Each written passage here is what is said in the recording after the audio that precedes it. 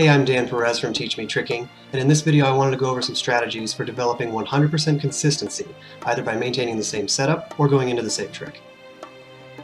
One approach to using this strategy is to keep the trick you're working on consistent while swapping out the setup each time.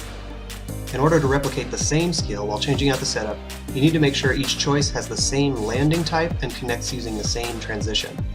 So in this case, the trick I'm developing is the slant gainer, and I'm using different setups like scoot or machine to go into it. I'm also using the swing through transition out of each one of my setups so that the feeling of going into my gainer stays consistent.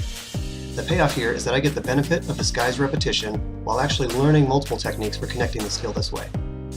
Here's an example for developing a vert kick, the cheat 540 hook, or cheat 720 as it's more commonly known.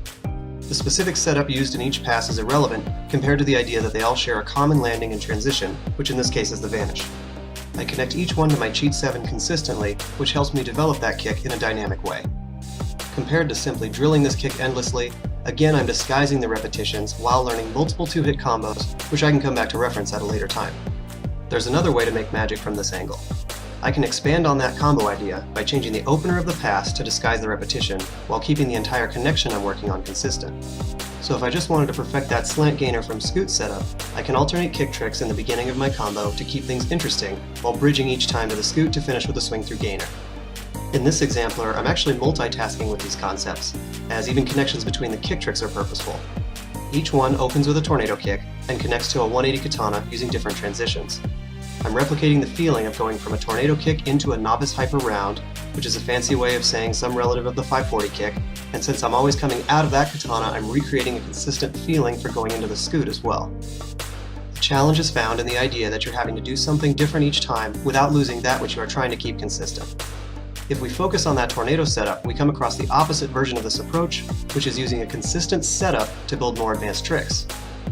In this video, I'm holding on to that tornado kick again, only this time I'm upgrading my connection to increasingly more difficult moves, from a grounded hook to a cheat 360 round to that cheat 540 hook to a cheat 720 round. Notice how the rotation increases in the second trick by 180 degrees at a time, leading from 2 tornadoes in a row up to tornado cheat 9. To do this, I'm keeping both the tornado setup and the vanish transition consistent in all connections. In this case, what I'm training specifically is actually the setup itself together with the transition, which is what's allowing me to reach those higher tricks. As I become more efficient at my opening techniques, I'm building more power, which I can then use to perform higher tier kicks, which are then used to avoid striking children as they run behind you. Let's look at another example of how to develop a skill by using it as a consistent setup. Here I'm training the opposite of the cheat 7, called swing 540 round. In this case, I'm not interested in improving this technique as a setup for building power, but rather to develop proficiency in the kick by itself. I'm building consistency while sampling up to 6 tricks, including the one I'm working on. I do this with every trick I want to become 100% consistent, simply by repeating it as my setup while connecting to a variety of techniques and using multiple transitions. Each one presents a unique challenge to control, in this case my pop 540 hook, which is helping me become better at the kick overall. It's important to note that during this process, you are prioritizing control over your target skill, which means the combo doesn't have to be perfect. Just the act of arranging and executing the techniques back to back is where the benefit is found and helps you drive up consistency. From the perspective of your muscle memory, the message is, lots of different things are going to happen after this first move, so the first move needs to come out the same every time.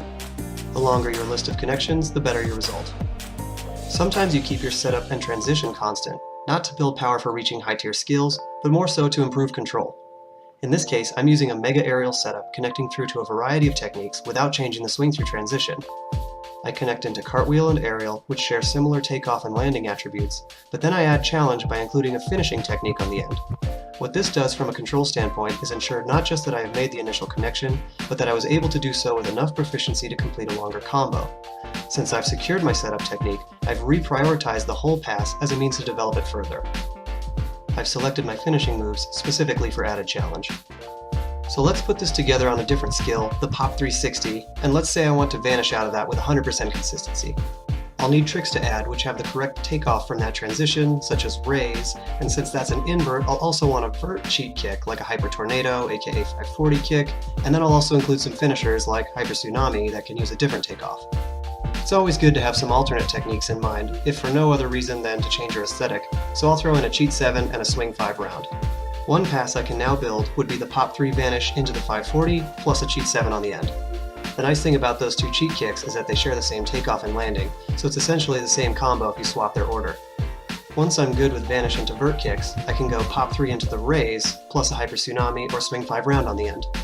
Arranging and performing these passes is challenging, but after building these 4 combos, I've earned myself a solid pop 360 vanish that I can plug and play in any combination. The takeaway here is that 100% consistency is more than just drill till you drop. You can master any skill by setting up clever connections between tricks, and whether you keep your setup or your trick consistent, there's magic to be had.